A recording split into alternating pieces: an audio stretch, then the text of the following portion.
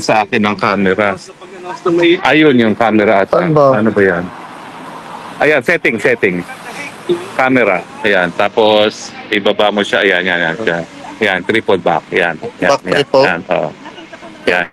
X mo na siya. X, tapos ayan. Go live na. Pindutin mo na yung go live. Wait lang. 3 days. Ano na rin kami po? 2 nights lang. Sabi namin. Lakasan mong boses mo kasi naka-ano. Ready. Ay, naka-live na pala. Go. Hi! Nako, magandang araw po sa inyong lahat ha. Nako, pasensya na po kayo at talagang kinakailangan na mag-live na naman tungkol na naman dito sa fake news na pinapakalat na na-deny na naman daw po ang aking asylum, no? Alam niyo po, napapagod na ako kasi meron ditong isang kampon, si Joe Maciso, na walang sinasabi kundi denied na aking asylum. Noong una ako nagpunta ng Germany, Bremen ata, ba inanunsyo niya na ako daw ay na-deny na raw ang asylum.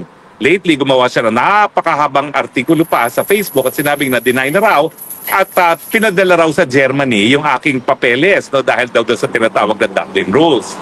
Ang Dublin Rules po nagsasabi na kinakailangan maghain ka ng asylum kung saan ka unang tumapak sa Europa. Ang unang tinapakan ko po sa Europa nung ako'y dumating dito matapos pong padala rito si Tatay Digong ay Netherlands. Kaya dito po sa Netherlands ako nag-apply. Now, ang sinasabi nitong Dutchman ito at inulit ni Secretary of Justice Remulla ay nasa Germany na raw ang aking papeles dahil di umano, Germany daw nag-issue ng aking Schengen visa. Wala pong katotohanan yan.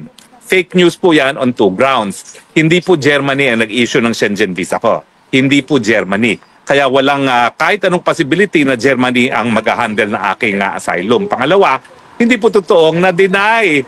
Sa totoo lang po, sunod-sunod ngayon ang mga appointments ko kasi mula po nang inisyuhan ako ng tinatawag nilang WID card, which is a residence card for asylum seekers, marami pong mga susunod na mga hakbang na dapat gawin. Nandiyan na po yung formal na pagrehistro sa syudad ng Hague ng aking residence at patapos po nun, bibigyan ako ng ano yun, anong number yan? BSN number. So, yung BSN number, yan po yung SSS. Yes. Pero ngayon meron na po akong ID card. Ayun nga po, nagbubukas na ako ng bank account. No? Patapos ko marehistro po yung aking residence dito, ay mapukuha na ako ng BSN number. At yung BSN number naman po, that would eventually lead to a work permit. No? Pero yung work permit, hanggang 6 na buwan pa po yan. So, I have 3 more months para ma-issuehan ng work permit. Siyempre, dahil kulang naman po ang aking ipon, no? Bagamat I've been practicing law for 34 years already, siyempre, kahit papano, may limitasyon ng ipon. So eventually, I have to work here in Amsterdam, in Netherlands, no? And I have good news naman po. Meron na akong working agreement na I will join a law firm here, practicing international law, particularly international litigation and arbitration na nakabase po sa Amsterdam. Hindi po yan magiging full-time. Kumbaga, I will become an off-counsel kung anong kliyente ko. But if they will ask me to help in their cases, I will also help. Vice versa. No? At bukod po dyan, I have been interviewing quietly with different universities for a teaching job. No? At ako naman po ay hindi lang naging full-time professor sa UP, kundi sa National University of Singapore at saka sa American University rin. No? But of course, I'm hoping na yung campus na pagtuturuan ko will be close to The Hague, no? Dahil ayaw ko naman mapalayo sa The Hague. Pero yan po ay katotohanan, yan ang reality, hindi ka naman po pwedeng mabuhay lang on savings and after surviving on savings for the past 9 months kasi 6 na buwan po akong nag-exile bago pumunta ng Netherlands and it's now my 3rd month, syempre, paubos na rin yan at kinakailangan back to work, no? So actually, no isang araw po, I reported already to the office in Amsterdam. For the first time, I was in a suit. And this afternoon, I'm having my first legal meeting with a client that they want me to service as well, not tonight. So I'm heading for Amsterdam tonight. No? So yun, ang problema ko, isang leather shoes lang ang daladala ko. At syempre, isang suit lang ang daladala ko. So kinakailangan mamili na naman ng sapatos at mga pangdamit na opisina. No? Pero wala pong katotohanan na na-deny po ang asylum ko. Alam niyo po, itong asylum neto, it's treated in a very confidential manner. So dalawa lang po makakaalam ng resulta ng aking asylum. Ako po at saka ang Dutch government. No? wala pong kahit sino na may access. No? Wala kayong database na pupuntahan at kung tatawag kayo sa IND, yan yung nag-handle ng aking asylum, wala po silang masasabi sa inyo dahil it's treated in a very confidential manner. Ako po ay nag-practice din ng asylum law sa Philippines dahil nagkaroon po ako ng, kung hindi ako nagkakamali, 4 o 5 ADB officers na nagkaroon ng change of government sa kanilang mga bayan, kinancel ang mga passport at kinailangan silang humingi ng asylum sa Pilipinas para sila pwedeng manatili sa Pilipinas at patuloy na magtrabaho sa ADB, no? So alam ko po, worldwide, this asylum procedure is governed by treaty. Ito po yung Convention on the Rights of Refugees and Asylum Seekers. Uniform po ang procedure. Now, gaya po ng Pilipinas, ang procedure po dito sa Netherlands, administrative lamang. Pero hindi gaya sa Pilipinas, ang nag-handle ng immigration, yung immigration mismo, no? Sa Pilipinas, DOJ po nag-handle at syempre, hiwalay ang DOJ sa immigration. Pero po, iisa lang. Ang maganda po dito, dahil ang immigration, ang tawag po dito, IND, ang siya nag-handle ng aking immigration, lahat ng request for deportation, dadaan din sa kanila. At syempre, dahil isa lang naman ang pangalan ko, makikita nila na yung request silang i-deport, hindi po pwedeng ma-deport habang nakabinbin po yung aking application for asylum dahil nga po, yan ang tawag. Ang tawag dyan is right to non-refoulement. Yung karapatan, una-una na hindi ka dapat i-prosecute kapag ikaw ay pumasok miski wala kang passport o visa at pangalawa, hindi ka dapat ma-deport doon sa bansa kung saan ikaw ay umalis dahil nga ikaw ay ginigipit dahil sa iyong paniniwala at paninindigan. Now, tiwala naman po ako sa kakayahan ng mga Dutch authorities na timbangin kung ako talaga ay merong hinaharap na panggigipit. Pero ano ba ang realidad sa akin? No? Ako po talaga ay nanilbihan, tagapagsalita ni Tatay Digong. Maski tapos na po ang termino ni Tatay Digong, parang de facto spokesperson pa rin ako ni Tatay Digong. At syempre, nung naghiwalay po ang Marcos at ang Duterte, nung Enero, formal na naghiwalay nung Enero, nung linunsad ang hakbang ng maisog, alam naman po natin na talagang kasama na rin po ako ni Tatay Digong na iwagayway ang katotohanan na ang nais mangyari ng Marcos administration ay Marcos forever. At isa nga po kung aktibong humihingi na ang ating Marcos Jr. ay sumailalim sa isang hair follicle test dahil naniniwala po kami na yung pulveronic video, yung testimonya ni Agent Morales at yung testimonya ni Cathy Binag na nung minsan ay inalok siya ng shabu ni First Lady mismo at nakita niya sa kanilang dalawang mata na nagsashabu yung presidente at saka yung kanyang dating partner ay sapat-sapat na ebidensya para magkaroon ng conclusion na kung hindi hair follicle test ang presidente, dapat nga siguro paniwalaan na itong mga paratang na ito ay katotohanan. Pero siyempre, nandiyan pa rin ang pagkakataon ni Presidente Marcos Jr. na sumailalim sa hair follicle test para mapasinungalingan na itong lahat ng mga paratang neto. Kasi kung babasahin niyo po yung libro ni dating Executive Secretary Vic Rodriguez, no? Para sagutin nga yung kumakalat na chismis na at sabi na rin ay si Tatay Digong na may isang kandidato di umano na pag nasa Davao ay gumagamit ng pinagbabawal na droga, para pasinungalingan yan, talagang pinakuha niya ng urinalysis test ang Marcos Jr. at di umano negative. Ang problema sa urinalysis talagang sandali lang po talaga yung trace ng droga kapag urinalysis ang gagamitin at saka napakabilis po ng resulta. Parang minuto pa lang ay meron ng resulta kaya nakapagtataka. Pero sabi nga ni Vic Rodriguez sa kanyang libro, at least nung ginawa nila yung urinalysis, parang natigil yung mga parata nga na gumagamit ng pinagbabawal na droga itong si Marcos Jr. Ngayon, hindi ko maintindihan bakit hindi pa mag-hair follicle test nang matapos na lahat yan. So anyway, gaya ng sinabi ko na dati, kaya po talaga ako pinupulbos dahil dyan sa pulveronic video. Nung nagsimula po ang Huwad Committee, ako naman po ay naging miyembro ng 17th Congress. Siyempre, marami pa akong kasama sa Kongreso. Yung panahon na nagsimula ang Huwad Committee, yung mga kasama ko po sa 17th Congress, sila na yung mga bida dahil sila yung mga third-termers. Sila na po nagsabi na pupulbusin talaga ang mga Duterte at ang kanilang mga kaalyado at sila na po nagsabi sa akin na pupulbusin ako ni Speaker dahil akong sinisisi sa pulveronic video. Ang katotohanan po niyan, nandun ako nung si Maharlika ay isinapubliko yung pulveronic video na yan at tatapatin ko po kayo, meron akong partisipasyon pag-authenticate ng video. Pina-authenticate po yung video na yan isang beses sa Los Angeles at isang beses sa iba pang bansa. Doon po ang naging partisipasyon ko, doon sa isang bansa pa yan. Kaya lang, ayaw po nila isapubliko yung resulta bukod sa sinabi nila na authentic talaga yan. So, nung sinabi naman nila na authentic yan dahil sa mga iba't ibang mga test na ginawa, nagkaroon ng kumpiyansa. No? Na gumawa kami ng due diligence para masigurado na hindi naman kami magpapakita ng fake AI. Pero siyempre, nagkaroon talaga ng konfirmasyon yan, hindi lang sa pamamagitan ng isang computer program, kundi sa pamamagitan ng isang expert witness. Na pangalawa na po, pangalawang expert witness na po yan nung pinadala ni Maharlika yan sa Los Angeles sa isang eksperto sa Hollywood, no? Para suriin at ang conclusion na hindi nga siya fake AI. Pero malinaw po na itong mga tanim kasong ito at saka yung pagigigil sa akin ng mag-asawang Marcos ay dahil dyan sa pulboronic video. Ang tanong, bakit sila gigil na gigil kung sinasabi nila fake AI naman yan? Diba? Human experience dictates na kaya sila gigil na gigil, mukhang naisa publiko yung ayaw nilang malaman ng publiko na sila nga ay gumagamit ng pinagbabawal na droga.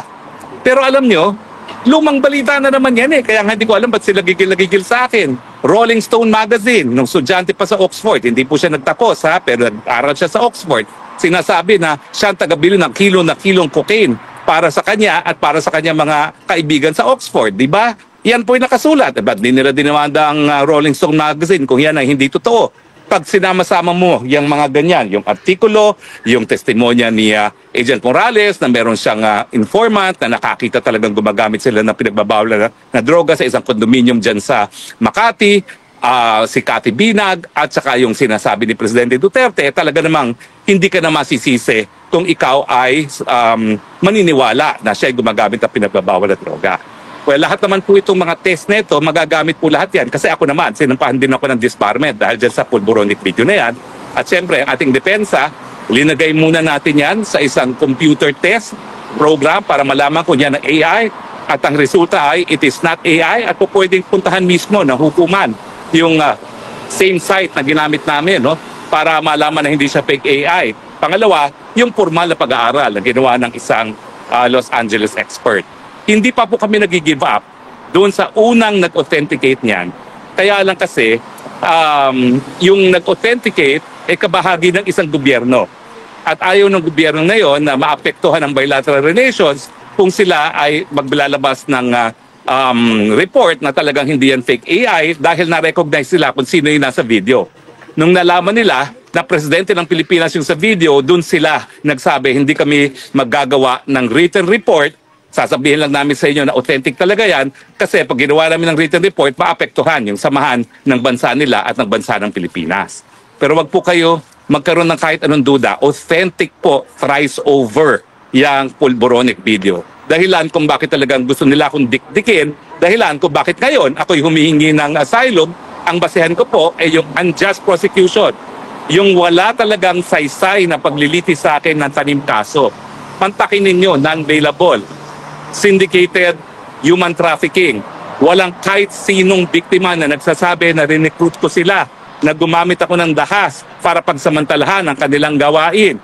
Walang kahit anong ebidensya na ako daw ay nakipagsabuatan sa kahit sinong nag-recruit para pagsamantalahan ang kanilang gawain. Tapos ikukumpira nila ako na bakit si Laila de Lima hinarap. Si Laila de Lima, 15 nagsabi tumanggap ng pera galing sa mga drug lords. Ako ni isang biktima, walang lumulutang. Sige nga, palutangin nyo kung sino yung biktima na di umano rinecruit ko. At ako ngayon ay nahaharap sa qualified non-bailable human trafficking. Wala ni isang testigo. Kaya yan po ang pagkakaiba namin ni Laila de Lima. Si Laila de Lima, 15 kung hindi ako nagkakamali. I could be wrong, pero at least minimum 11 yan. Kasi in-interview ko po silang lahat. Dinala po sila sa Camp Aguinaldo, sa Camp Aguinaldo, doon sa barracks doon. Isa-isa ko silang in-interview. At ako nagbigay ng rekomendasyon na mukha namang totoo mga pinagsasabi ng mga testigo, bagamat lahat sila ay sentensyadong mga kriminal. Pero since lahat naman ng mga pangyayari na kanilang tinatayuan ay nangyari sa loob ng Muntinlupa, siguro maintindihan naman natin kung bakit ang mga testigo ay sentensyado. Kasi nga, yung mga pagbibigay ng pera, yung mga pagbibigay ng special treatment, lahat po yan nangyari sa loob mismo ng Bilibid. No? Sino pa makakakita niyan kung hindi yung mga nakakulong mismo sa Bilibid.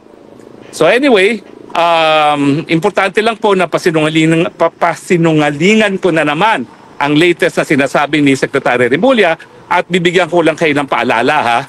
Take 2 na po si Secretary Remulla Una, sinabi niya, marami raw akong ginagamit na passport. Anong sabi ng DFA? Iisa lang ang passport ni Harry Roque.